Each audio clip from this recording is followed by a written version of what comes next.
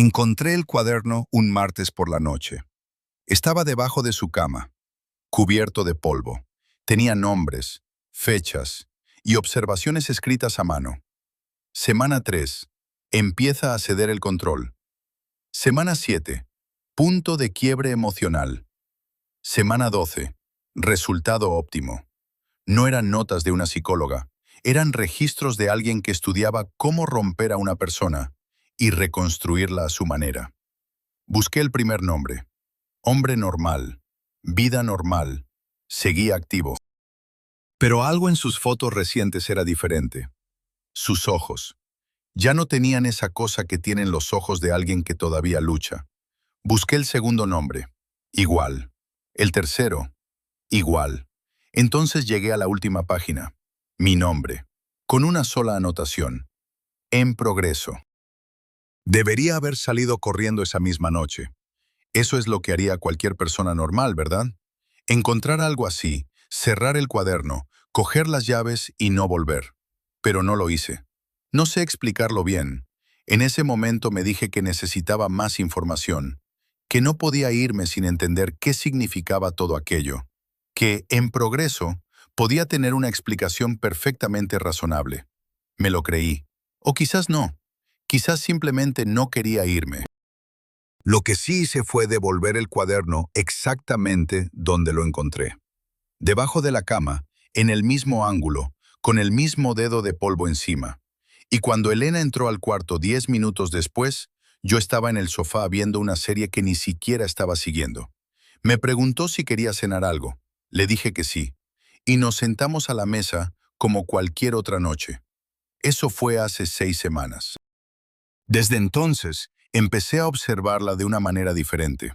No con desconfianza abierta, más bien como un investigador que intenta no contaminar la escena. Callado, atento, sin que ella lo notara. Al principio no encontré nada. Era encantadora como siempre, organizada, detallista, del tipo de persona que recuerda cómo te gusta el café y lo tiene listo antes de que lo pidas. Nunca llegaba tarde, nunca dejaba cosas a medias, perfecta en realidad. Y eso ya me parecía raro antes de encontrar el cuaderno. Fue a la tercera semana cuando noté algo. Había dejado mi teléfono cargando en la mesilla de noche, en el lado de ella. Volví al cuarto a buscarlo y Elena no estaba. Estaba en el baño. El teléfono seguía en el mismo sitio, pero la pantalla estaba encendida. No dije nada. Lo cogí y salí. Pero esa noche, mientras intentaba dormir, no podía dejar de pensar en una pregunta muy simple. ¿Lo había tocado? Y la siguiente, aún más incómoda. ¿Por qué no me importaba tanto como debería? Ahí estaba el problema real. No era el cuaderno, no eran los nombres, no era ni siquiera la anotación con mi nombre al lado. Era que yo no me sentía como se supone que debe sentirse alguien en mi situación.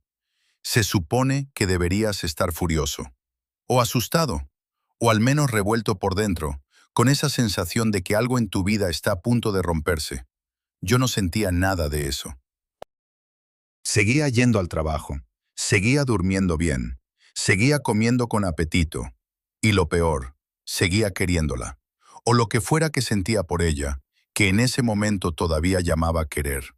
Intenté provocar los celos. Suena estúpido, lo sé, pero necesitaba comprobar que aún funcionaban, que esa parte de mí seguía ahí dentro. Una noche dejé el teléfono desbloqueado con la conversación de una compañera de trabajo abierta. Nada comprometedor, simplemente una chica con la que me llevaba bien y que Elena sabía que existía. Lo dejé en la mesa, fui a la cocina y esperé. Elena pasó por ahí, miró el teléfono, o al menos eso creo, y cuando volví, me sonrió y me preguntó si había comprado el detergente que le había pedido. Eso fue todo. No hubo pregunta, no hubo comentario, no hubo nada. Me senté frente a ella y me di cuenta de que yo tampoco había sentido nada mientras esperaba en la cocina. Ni nervios, ni emoción, ni culpa, solo curiosidad, como si estuviera haciendo un experimento. Empecé a preguntarme cuándo había dejado de sentir celos. No era algo que se pudiera fechar exactamente. No hubo un día en que me levantara y pensara, Hoy ya no me importa si Elena mira a otro hombre. Fue más gradual, como cuando dejas de notar el ruido de una ciudad porque llevas suficiente tiempo viviendo en ella. Intenté rastrearlo hacia atrás. Recordé que al principio de la relación sí los tenía. Los celos, esa sensación incómoda cuando ella salía sola, cuando llegaba tarde, cuando mencionaba el nombre de alguien que yo no conocía. La conozco bien, esa sensación. Me ha acompañado toda la vida. Pero en algún punto de los últimos meses había desaparecido. Y yo nunca me pregunté por qué. Un jueves por la tarde, Elena me dijo que iba a tomar un café con una amiga. La seguí. Sé que no está bien. No necesito que nadie me lo diga. Pero llevaba semanas necesitando algo concreto, algo real, algo que me sacara del círculo de hipótesis y preguntas sin respuesta. La seguí a distancia prudente, con la capucha puesta aunque no llovía. No fue a ningún bar que yo conociera. Caminó unos 20 minutos hasta un café pequeño en una calle lateral, de esas que no aparecen en Google Maps porque nadie ha actualizado la información en años. Entró. Esperé 3 minutos y me acerqué a la ventana. No había ninguna amiga. Había un hombre, unos 40 años, bien vestido, sin ser llamativo. El tipo de persona que no recordarías si te cruzaras con él en la calle. Se notaba que llevaba tiempo esperándola, por la manera en que se relajó cuando la vio entrar. Se saludaron. Sin abrazo, solo un gesto con la cabeza, casi formal. Se sentaron y empezaron a hablar. Desde la ventana no podía escuchar nada, solo veía sus gestos. Elena hablaba despacio, con calma. El hombre escuchaba, tomaba notas en su teléfono de vez en cuando. Entre ellos no había tensión romántica, había algo más difícil de nombrar, algo parecido a la rendición de cuentas, como si llevaran mucho tiempo hablando de algo que nadie más podía entender. Lo que me sorprendió no fue verlos juntos, fue darme cuenta de que mi corazón no había acelerado ni un solo latido. Me quedé ahí, en la acera, con las manos metidas en los bolsillos, observándolos a través del cristal, y lo único que sentí fue una especie de interés clínico. Como cuando ves algo extraño en la calle y te preguntas qué es, pero sin que te afecte personalmente. Saqué el teléfono y le hice una foto al hombre. No a ellos dos juntos, solo a él, y luego me fui. Esa noche Elena llegó a casa y me dijo que la tarde con su amiga había estado bien. Le dije que me alegraba. Y ninguno de los dos dijo nada más. Tardé 2 días en identificar al hombre. Tuve que combinar la foto con los nombres del cuaderno, buscar uno a uno en redes sociales, comparar caras. No es tan difícil como suena si tienes paciencia y tiempo libre. El cuaderno no tenía apellidos, pero sí tenía detalles, profesión aproximada, barrio, rasgos físicos anotados al margen, suficiente para acotar la búsqueda. El hombre del café era Marcos, segundo nombre en el cuaderno. Su anotación decía: Semana 12, resultado óptimo, resistencia eliminada, seguimiento mensual. Eso lo cambió todo. No era una cita, era una revisión. Elena no había ido a ese café a estar con él. Había ido a comprobar cómo estaba, a observarlo, a tomar notas mentales, igual que hacía con todo lo demás. Lo de seguimiento mensual era exactamente eso, seguimiento. Me senté en el suelo de la cocina con el portátil en las piernas y estuve un buen rato sin moverme, procesando. Si Marcos era el número 2 y tenía resultado óptimo, significaba que el proceso, fuera lo que fuera, había terminado con él. Y sin embargo su nombre seguía apareciendo en el cuaderno, con fechas recientes. Eso significaba que Elena no los abandonaba cuando terminaba, los mantenía cerca, los monitorizaba, sujetos activos, con seguimiento, con fechas de revisión. Fui a buscar el cuaderno otra vez. Esta vez lo leí con más cuidado, sin el pánico de la primera noche, con la misma frialdad que sin darme cuenta, había empezado a aplicar a todo lo relacionado con Elena. Encontré cosas que había pasado por alto. Cada entrada no solo tenía nombre y fechas, tenía observaciones de comportamiento, pequeñas, precisas, del tipo que solo puede hacer alguien que ha pasado mucho tiempo cerca de otra persona. Tendencia al pensamiento catastrófico cuando se siente ignorado. Responde mejor a la validación directa que a la indirecta. Punto de quiebre emocional vinculado a experiencias de abandono temprano. No eran inventadas, eran observaciones reales, exactas. Y entonces llegué a mi sección. Mi nombre, mis semanas. Las primeras anotaciones eran básicas, cosas de los primeros días, reacciones generales, comportamientos normales. Pero a medida que avanzaban las semanas, se volvían más específicas. Reacción al conflicto, evasión. No confronta directamente. Vínculo emocional primario. Necesidad de control sobre el entorno. Miedo central. Ser invisible para alguien que le importa. Leí esa última línea 3 veces. Nadie sabía eso de mí. O al menos eso creía. Pero mientras lo leía no pude negarlo. Era verdad. Había sido verdad toda mi vida. Y nunca lo había puesto en palabras. Pero estaba ahí, en ese cuaderno, escrito con la letra cuidadosa de Elena. ¿Cuándo me lo había dicho yo? ¿Cuándo se lo había contado? Empecé a recordar conversaciones, noches en que hablábamos hasta tarde, de la infancia, de los padres, de las cosas que nos habían marcado. Yo hablaba mucho en esas conversaciones, más de lo que suelo hablar con nadie. Con Elena era diferente, no sé cómo explicarlo. Tenía una manera de preguntar que hacía que las respuestas salieran solas, sin que sintieras que te estaban sacando información. Era cómodo, era natural. Era como pensar en voz alta delante de alguien que nunca te va a juzgar. Recordé esas noches, y por primera vez me pregunté algo que no me había preguntado antes. ¿Quién había iniciado esos temas? ¿Había sido yo? ¿O siempre había sido ella? No pude recordarlo con claridad, y eso, más que cualquier otra cosa, fue lo que me mantuvo despierto esa noche. No el cuaderno, no Marcos, no la palabra en progreso junto a mi nombre, sino esto, que cuando intenté reconstruir el origen de mis propias conversaciones más íntimas, no encontraba el hilo del que tirar. Era como intentar recordar cómo aprendiste a caminar. Simplemente había pasado. Me levanté a las 3 de la madrugada, bebí agua y me quedé mirando a Elena dormir en la oscuridad. Respiraba despacio, con una calma absoluta, y yo me pregunté si alguna vez había dormido mal en su vida, si alguna vez había perdido el control de algo, si había algo en algún lugar de ella que no estuviera perfectamente calculado. No encontré la respuesta esa noche, pero empecé a sospechar que la respuesta era no. Y lo más perturbador de todo aquello no era Elena, era yo. Porque a pesar de todo lo que había descubierto, a pesar del cuaderno y de Marcos, y de las anotaciones y de las preguntas sin respuesta, no quería irme. No sentía urgencia, no sentía miedo. Sentía, si tenía que ser honesto, algo parecido a la curiosidad. Como si una parte de mí quisiera ver a dónde llevaba todo esto.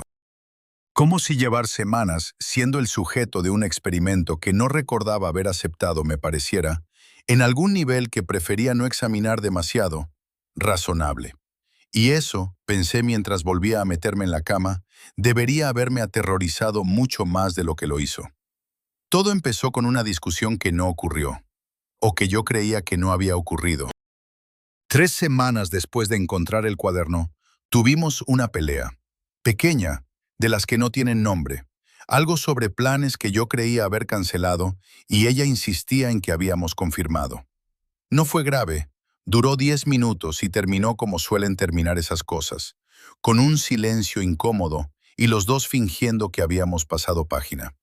Pero esa noche, ya tarde, me quedé pensando en la discusión y me di cuenta de algo raro. No la recordaba bien. No el contenido, que era banal, sino los detalles. ¿Quién había hablado primero? ¿Qué había dicho exactamente yo? ¿Cómo había empezado todo? Intenté reconstruirlo, y los bordes se desdibujaban, como cuando intentas recordar un sueño demasiado tiempo después de despertar. Lo atribuí al cansancio. Fue un error. A los 2 días, mencioné la discusión a un amigo. No los detalles, solo que habíamos tenido un pequeño roce con Elena. Me preguntó de qué había sido, Se lo expliqué. Se quedó un momento en silencio y luego dijo, «Oye, pero si tú me dijiste la semana pasada que con Elena todo iba perfecto, que era la relación más tranquila que habías tenido». Le dije que sí, que en general sí, pero que esa noche habíamos discutido. Volvió a quedarse callado. «¿Cuándo fue eso exactamente?». Le di la fecha. «Esa noche estabas conmigo. Fuimos al partido. No llegaste a casa hasta la 1». No respondí, porque tenía razón. Lo comprobé en el teléfono, las fotos de esa noche, los mensajes, las ubicaciones guardadas automáticamente, todo confirmaba que había salido con él. Pero yo recordaba la discusión con Elena. La recordaba con detalle, la voz de ella, la posición en que estaba sentado yo, la luz de la cocina que parpadeó una vez durante la conversación. Recordaba haber pensado que tenía que avisar al arrendador por esa bombilla. Esos detalles no se inventan. ¿O sí? Quizás la discusión había sido real. Quizás en otro día, otra semana. Quizás mi cabeza la había movido de sitio. La había pegado a esa noche porque necesitaba que encajara con algo. Las mentes bajo presión hacen eso. Reordenan, rellenan huecos. Yo lo sabía en teoría. Nunca pensé que me pasaría a mí. Pasé 2 horas intentando encontrar una explicación lógica. Quizás había sido otra noche. Quizás me había confundido de semana. Quizás mi amigo recordaba mal. Pero todas las opciones me dejaban con la misma sensación, que algo en mi cabeza no cuadraba, y que quizás no era la primera vez. Esa tarde, por primera vez, abrí la aplicación de grabaciones de voz de mi teléfono. No tengo costumbre de grabar cosas. La uso tan poco que ni recordaba que existía la aplicación. La encontré por accidente, buscando otra cosa, en una carpeta que nunca abro. Esperaba no encontrar nada. Encontré 19. La mayoría eran recientes, repartidos entre los últimos 4 meses, y ninguno lo recordaba haber grabado. Abrí el primero, el de fecha más antigua. Pulsé play y me preparé para escuchar una nota de trabajo, un recordatorio, cualquier cosa mundana. Escuché mi propia voz, hablando despacio, con una calma que tardé un momento en reconocer como mía. Esta semana tuvimos una conversación sobre el control. Elena me ayudó a ver que la necesidad de controlar situaciones es una respuesta aprendida al miedo, no una característica real de mi personalidad. Me resulta más fácil soltarlo cuando lo entiendo así. Paré la grabación. La volví a escuchar. Era mi voz, sin ninguna duda, el mismo acento, el mismo ritmo, las mismas muletillas que uso cuando hablo en serio. Pero yo no recordaba haberla grabado, y no recordaba haber dicho eso. Abrí el segundo archivo. Hoy entendí algo sobre los celos. No son una señal de amor, son una señal de inseguridad. Lo que siento cuando me pongo celoso no tiene que ver con Elena. Tiene que ver con el miedo a perder algo que creo que me define. Eso no es amor, es dependencia. Paré. El tercero. Las discusiones no resuelven nada. Cuando siento el impulso de confrontar algo, es más útil observarlo primero. Dejar que pase. Ver si sigue importando al día siguiente. El cuarto era más corto.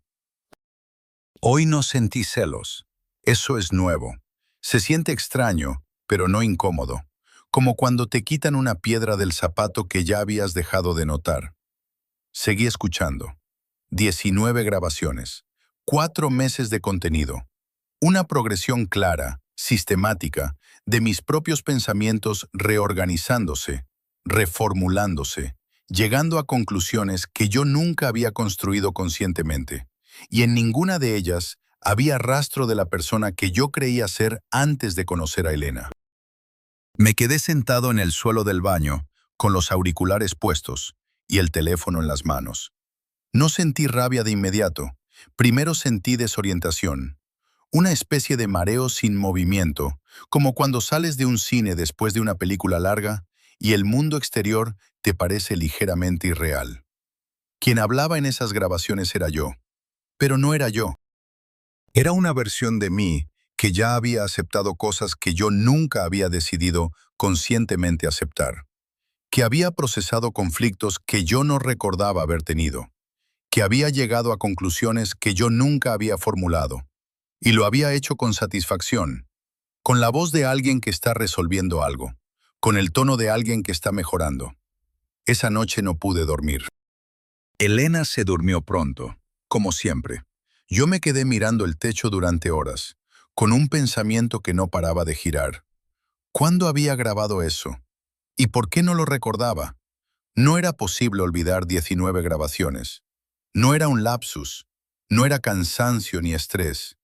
19 archivos repartidos en 4 meses, con contenido coherente y progresivo que yo no tenía ningún recuerdo de haber creado. Había otra posibilidad, que sí los hubiera grabado. Que los hubiera grabado, escuchado, integrado y luego apartado deliberadamente. Que una parte de mí hubiera decidido que era mejor no cargar con el recuerdo del proceso, solo con el resultado. Eso era aún más aterrador, porque significaba que yo había colaborado. Volví al cuaderno al día siguiente, cuando Elena salió.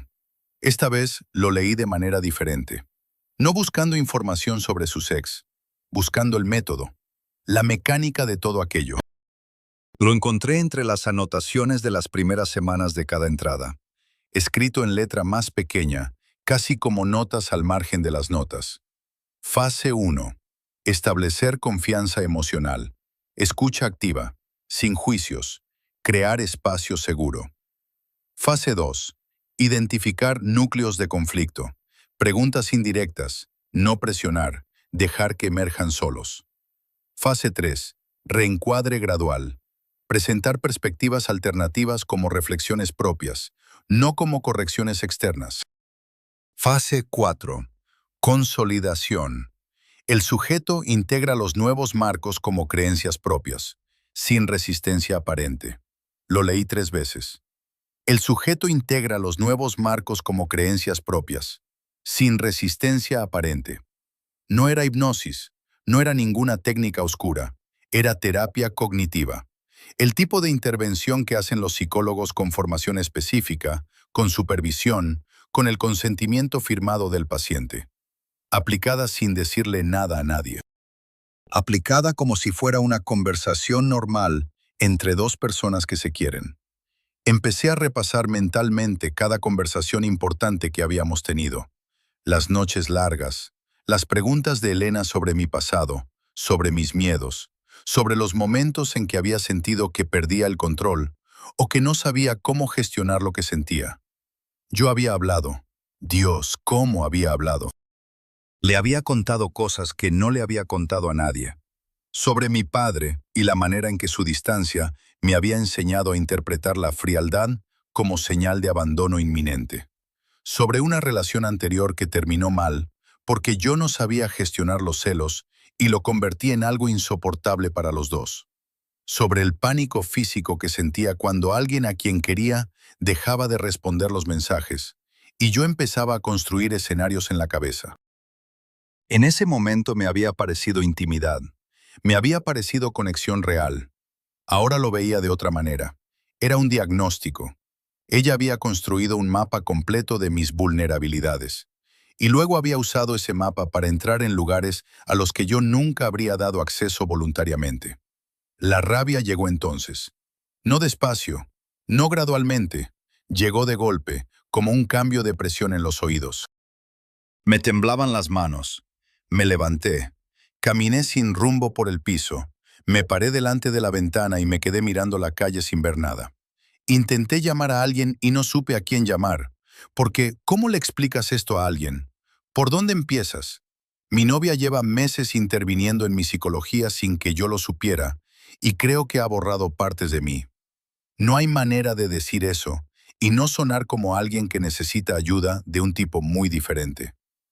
Me senté en el suelo de la cocina. Respiré. Intenté pensar. Ella había entrado en mi cabeza como si tuviera derecho a estar ahí. Había reorganizado cosas. Había desactivado respuestas emocionales que yo llevaba toda la vida desarrollando, como si fueran defectos de fábrica, como si ella tuviera más autoridad sobre lo que yo debía sentir que yo mismo. Y yo se lo había puesto fácil. Yo había abierto la puerta. Le había dado el mapa. Y eso, de alguna manera retorcida, lo hacía todo peor. Ese fue el primer momento en que pensé en irme de verdad. No como una posibilidad abstracta, como un plan con pasos. Recoger lo esencial, salir mientras ella no estaba, bloquearla en todo, desaparecer. Pero entonces me detuve en una pregunta que no me esperaba. ¿Quería recuperar lo que ella había quitado? Los celos, la ansiedad, el pánico cuando alguien tardaba 5 minutos en responder. Esa versión de mí que se despertaba a las 3 de la madrugada, convencido de que la relación estaba a punto de romperse sin ninguna razón concreta. Que revisaba el teléfono 20 veces seguidas. Que construía traiciones enteras a partir de un silencio de 2 horas. ¿Quería volver a ser ese? No respondí la pregunta. La aparté. Pero no desapareció. Esa tarde fui directamente a la primera página del cuaderno. No sé por qué. En las lecturas anteriores había empezado siempre por los nombres, por las fechas, por los datos. La primera página la había pasado sin prestarle atención porque parecía estar en blanco. No estaba en blanco. Había una sola línea, escrita con una presión diferente en el bolígrafo, más pequeña que el resto, como si hubiera sido lo primero en escribirse, antes de cualquier nombre, antes de cualquier metodología, como si fuera la razón de todo lo demás. La leí. Y tuve que sentarme. Mi madre murió porque nadie supo quitarle el miedo a tiempo. Me quedé con esa línea durante un tiempo largo, sin páginas, sin datos, sin contexto, solo esa frase y el peso que tenía. Empecé a buscar fuera del cuaderno, cualquier cosa que pudiera encontrar sobre Elena que no viniera de lo que ella misma me había contado. Tardé. Era cuidadosa con lo que dejaba en Internet. Pero al final di con una esquela en el archivo digital de un periódico local de hace 9 años. Una mujer, 52 años. El apellido coincidía. La causa de muerte no estaba especificada. Pero en los comentarios de un blog que había recogido la noticia, alguien con perfil anónimo había escrito: llevaba años encerrada en sus propios miedos. No quería ayuda. No dejaba que nadie se acercara. Al final fue demasiado. Cerré el portátil. Me quedé mirando la pantalla apagada durante un buen rato. Eso lo cambiaba todo. No de la manera en que esperaba. Había pasado días construyendo una imagen de Elena como algo frío y calculador.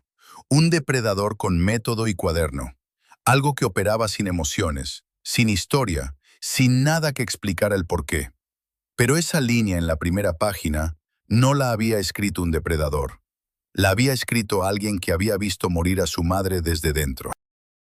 Alguien que había estado ahí, probablemente joven, probablemente sin herramientas, viendo cómo el miedo y la ansiedad y los celos patológicos destruían a una persona desde adentro, lentamente, sin que nadie pudiera hacer nada, porque nadie entendía lo que estaba pasando hasta que fue tarde. Y alguien que había decidido que eso no volvería a pasar. Que si podía identificar ese patrón en las personas que le importaban, si podía desarmarlo antes de que se volviera incontrolable, lo haría. Sin preguntar, porque su madre había dicho que no quería ayuda, y de todas formas había muerto. No sé si eso la justificaba, todavía no lo sé, pero sí cambió la pregunta que me estaba haciendo. Ya no era, ¿qué me ha hecho? Era, ¿lo que me ha hecho me ha dañado? Y esa pregunta era mucho más difícil de responder, porque si era honesto, completamente honesto, la respuesta no era un sí claro. Era algo más incómodo, algo que se parecía más a un depende de quién responda. Escuché las grabaciones otra vez esa noche, las 19, de principio a fin, pero esta vez con otro oído, no buscando manipulación, buscando si lo que decía era verdad. La necesidad de controlar situaciones es una respuesta aprendida al miedo. Verdad. Lo que siento cuando me pongo celoso no tiene que ver con la otra persona, tiene que ver con el miedo a perder algo que creo que me define. También verdad. Las discusiones como reacción impulsiva rara vez resuelven el problema de fondo. Discutible, pero no falso. Cada afirmación en esas grabaciones era algo que yo podría haber concluido por mí mismo, si hubiera tenido las herramientas adecuadas. Si alguien me hubiera dado el espacio y el tiempo para pensarlo. Lo que Elena había hecho era darme ese espacio, sin decirme que lo estaba haciendo, sin pedirme permiso para entrar. La rabia no desapareció, pero se complicó. Es difícil estar furioso con alguien cuando entiendes de dónde viene lo que te hizo. No imposible, pero difícil. Me quedé sentado en la oscuridad del salón durante horas, con el teléfono apagado en la mano, y me di cuenta de que estaba en un lugar que no había anticipado cuando todo esto empezó. No era el tipo que encuentra el cuaderno y llama a la policía. No era el tipo que confronta a su pareja y exige explicaciones. Era alguien que llevaba semanas sabiendo lo que sabía, que había tenido rabia y miedo y paranoia, y que aún así no había dado ningún paso real hacia la salida. Y ahora entendía por qué. Porque había una parte de mí que había empezado a sospechar que quizás Elena no era el problema, que quizás yo había sido el problema, y que quizás ella lo había arreglado.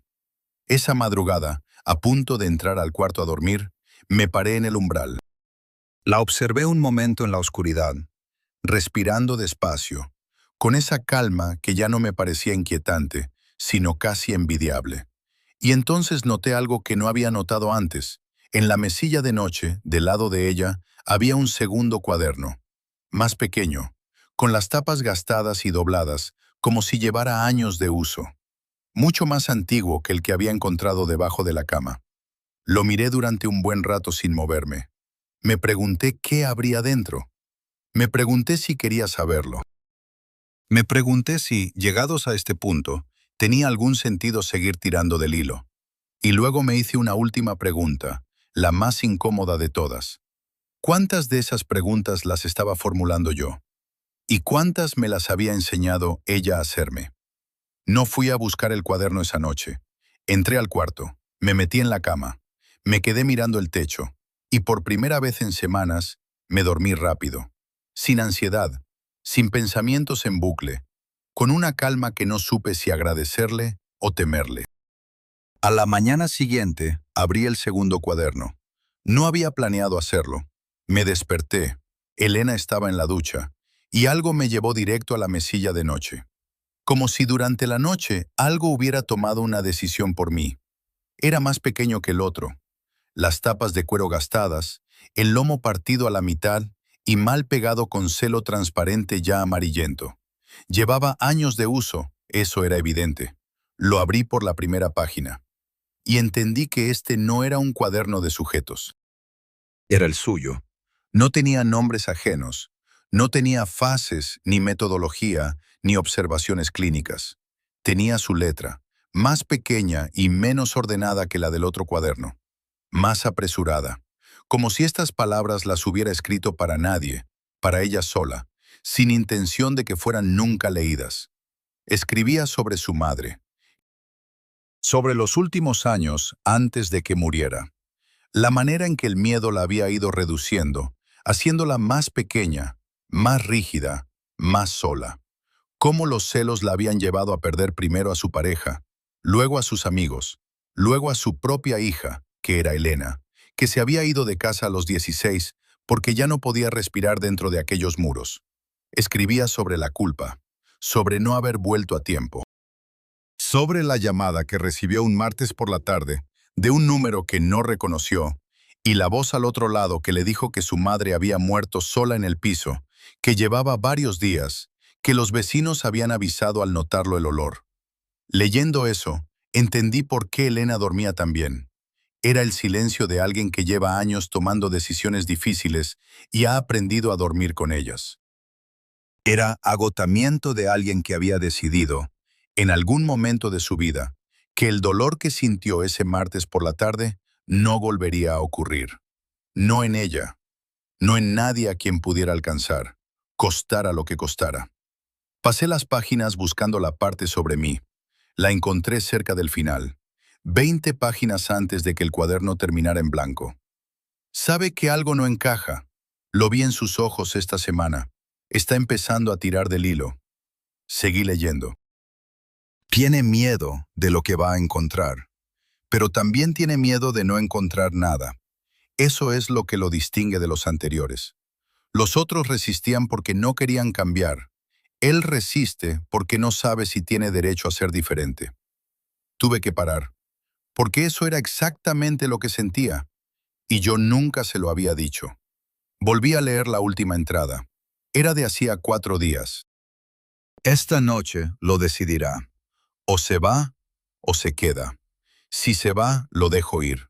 No todos están listos. Si se queda, creo que esta vez puede ser distinto. No porque él sea diferente, sino porque yo lo soy. Cerré el cuaderno. Escuché el agua de la ducha pararse y decidí que había llegado el momento. Cuando Elena salió del baño, los 2 cuadernos estaban encima de la mesa del comedor, el grande y el pequeño, uno al lado del otro.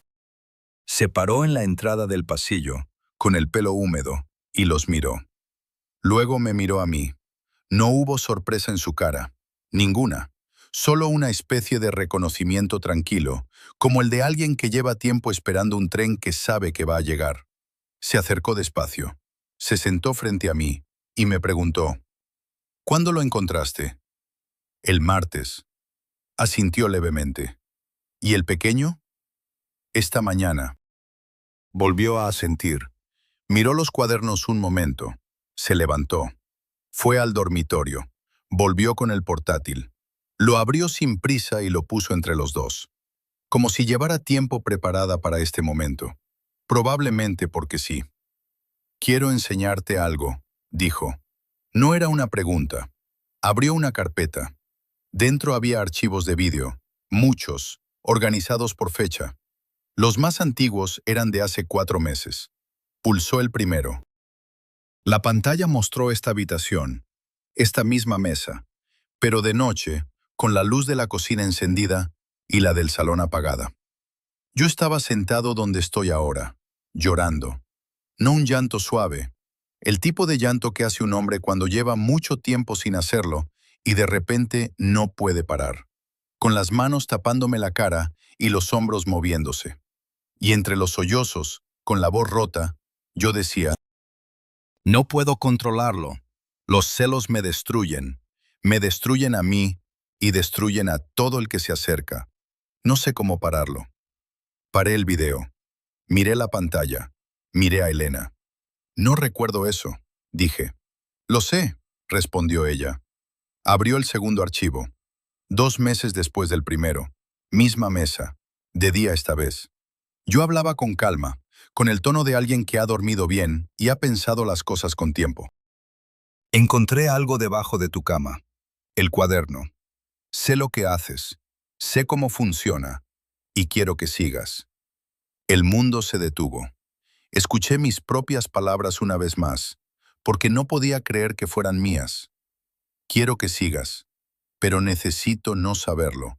Si lo sé, voy a resistirme. Voy a sabotear el proceso.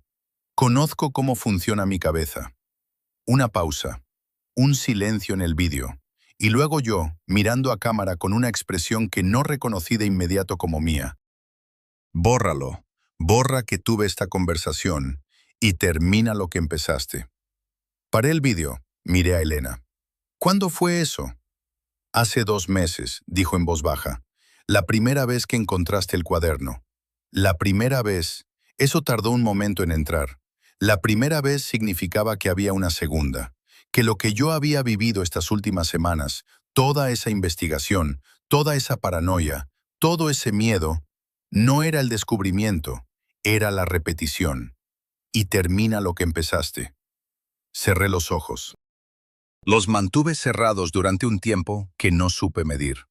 Dentro de mi cabeza, algo estaba intentando reorganizarse, como cuando mueves un mueble que llevaba años en el mismo sitio y el suelo debajo tiene un color diferente. Pediste olvidarlo, dijo Elena en voz baja, sin acusación, sin satisfacción. Sí. Y te expliqué exactamente cómo funciona el proceso. Te di todos los detalles. Tuvimos esta conversación durante 3 horas. No lo recuerdo. No, porque así me lo pediste. Abrí los ojos. ¿Cómo lo borraste? No lo borré. Solo te pedí que lo guardaras en un lugar al que no accedieras. Igual que se hace con cualquier recuerdo incómodo. Tu cabeza hizo el resto. Las mentes saben perfectamente cómo olvidar lo que les pedimos que olviden. Abrió un tercer archivo. Era reciente, de hacía 10 días. Yo, en el salón, de pie frente a la ventana, de espaldas a la cámara, hablando despacio. No sé qué me hiciste exactamente, pero estoy mejor, duermo mejor. No pienso en bucles, no tengo ese peso constante en el pecho. Una pausa. A veces me pregunto si debería estar asustado de lo que no recuerdo. Y luego pienso que no, que quizás hay cosas que es mejor no cargar. Elena cerró el portátil y esperó. El silencio entre los dos duró mucho tiempo. Yo miraba la superficie de la mesa. Ella me miraba a mí. Finalmente dije, ¿por qué me lo enseñas ahora? Porque llegaste al punto en que necesitas saberlo para poder elegir de verdad. Ya elegí, en ese video. Elegiste sin tener toda la información. Ahora la tienes. Levanté la vista. ¿Qué información no tenía? Elena colocó las manos sobre la mesa. Un gesto calmado, casi formal. Que no todos llegan hasta aquí. Los anteriores se fueron antes, o yo los dejé ir. Nunca había llegado a esta conversación con nadie. ¿Por qué conmigo? No respondió de inmediato. Cuando lo hizo, su voz era diferente. Más pequeña, más humana. Tardó un momento. El cuaderno pequeño, dijo. Nunca nadie había llegado hasta ahí. No añadió nada más. No hizo falta. Me explicó las dos opciones, con la misma claridad y la misma calma con que explicaba todo. La primera, detenernos aquí. Ella podía ayudarme a recuperar los recuerdos que habían sido apartados. El proceso no era irreversible. Tardaría semanas, sería incómodo, probablemente doloroso, pero podía volver a ser quien era antes de conocerla. La segunda, continuar. Una última sesión, breve, y al final de ella, esta conversación quedaría guardada en ese lugar inaccesible al que yo mismo le había dado acceso. Seguiría adelante, sin peso, sin el bucle que llevaba semanas persiguiéndome. Puedes irte, dijo. Nadie te retiene aquí. Lo decía en serio. Eso era lo más desconcertante de todo. Me levanté, caminé hasta la puerta de entrada. Mis manos buscaron las llaves en el bolsillo casi por inercia, un gesto automático de tantas veces repetido. Toqué el metal frío del llavero y me quedé parado frente a la puerta. Pensé en el hombre del primer video, ese que lloraba con las manos en la cara a medianoche. Ese que llevaba años sin poder estar en una relación sin convertirla en un territorio de guerra. Sin vigilar, sin sospechar, sin construir traiciones donde no las había. Sin despertar a las 3 de la madrugada con el corazón acelerado por nada. Lo conocía bien, lo había sido toda mi vida. Y ahora, de pie frente a la puerta, intenté recuperar esa sensación para ver si la echaba de menos. No encontré nada, solo silencio. Entonces recordé algo. La primera noche que había hablado con Elena. No nuestra primera cita. Antes, el mismo día que nos conocimos, en casa de un amigo común, antes de que nadie intercambiara teléfonos. Habíamos hablado durante casi una hora sin darnos cuenta, y al final, cuando la conversación empezaba a agotarse de manera natural, ella me había mirado con una expresión que yo no había sabido descifrar en ese momento, y me había preguntado, ¿tú también tienes miedo de olvidar? Yo había pensado que era una pregunta filosófica, el tipo de cosa que dice alguien interesante para ver cómo reaccionas. Le había respondido algo vago, algo sobre la memoria y el tiempo, y ella había sonreído y la conversación había seguido. Pero de pie frente a la puerta, 8 meses después, entendí por fin lo que me estaba preguntando. No me preguntaba si tenía miedo de perder recuerdos. Me preguntaba si tenía miedo de perder el dolor. Si había algo en mí que necesitaba aferrarse al sufrimiento, porque sin él no sabía quién era. Y yo había respondido que no. Sin entender la pregunta, había dado exactamente la respuesta que ella necesitaba escuchar. Había dicho que no, desde el principio. Solté el llavero. Me quedé un momento más frente a la puerta, con la mano ya apartada del metal. Luego me volví. Elena seguía en la misma silla. No había movido ni los brazos. Observaba con esa atención total que yo había confundido tantas veces con frialdad y que ahora, por primera vez, reconocí como otra cosa. Cuidado. Un cuidado inusual, tortuoso, sin duda discutible en cualquier conversación ética que pudieras imaginar. Pero cuidado, al fin. Volví a la mesa, me senté, la miré. ¿Cuánto tiempo tardarás? Elena abrió el cuaderno pequeño, el suyo. Pasó las páginas hasta encontrar una en blanco y desplazó el cuaderno hacia mí, con el bolígrafo encima. Antes de empezar, dijo, quiero que escribas algo, lo que quieras, lo que recuerdas, lo que sientes ahora mismo. ¿Para qué? Para que exista en algún lugar, aunque tú no lo recuerdes. Miré la página en blanco durante un tiempo. Luego cogí el bolígrafo y empecé a escribir. Escribí durante mucho tiempo. No intenté contarlo todo, solo los puntos que no quería perder. El cuaderno, los nombres, las grabaciones, la esquela, la línea sobre la madre, las preguntas que nunca tuve respuesta, y la única respuesta que sí tuve, al final. Escribí como escribe alguien que sabe que no va a recordar haberlo escrito, con la misma frialdad de alguien que deja una nota antes de irse de viaje, por si acaso. Cuando terminé, dejé el bolígrafo sobre la mesa. Elena tomó el cuaderno sin leerlo, lo cerró, lo guardó, y luego abrió el grande, el de los nombres, el de las fechas, el de las fases y los resultados. Pasó las páginas hasta llegar a la mía. Buscó la anotación con mi nombre. Debajo de las palabras "en progreso", sacó el bolígrafo y escribió una sola palabra. La vi claramente. Completo. No sentí nada, y eso era exactamente lo que ella había prometido. No vacío, no pérdida, no la resignación triste de alguien que ha renunciado a algo valioso, solo la ausencia limpia y silenciosa del peso que había llevado tanto tiempo que ya no sabía que lo cargaba. Pensé por último en el hombre del primer video. No con pena, no con nostalgia, con algo más parecido al reconocimiento tranquilo de alguien que mira una fotografía vieja y piensa, sí, fui eso, ya no lo soy. Elena me miró desde el otro lado de la mesa. ¿Estás listo? Asentí. Y en el momento en que ella empezó a hablar, comprendí algo que no había comprendido antes, que no estaba eligiendo olvidar. Estaba eligiendo no recordar lo que nunca me había hecho bien. Hay una diferencia, aunque ahora mismo no sería capaz de explicártela. Elena empezó a hablar, y yo cerré los ojos. Y lo último que recuerdo pensar, con claridad, con palabras que todavía eran mías, fue esto. Que alguien va a encontrar este cuaderno, que va a leer lo que escribí, que va a llegar hasta aquí, y que en ese momento ya será demasiado tarde para los dos. Lo que acabas de leer no es lo que escribí esa noche. Es lo que pasa dentro de quien lo lee. Porque las palabras que dejé en ese cuaderno son solo semillas. Tú pusiste el resto.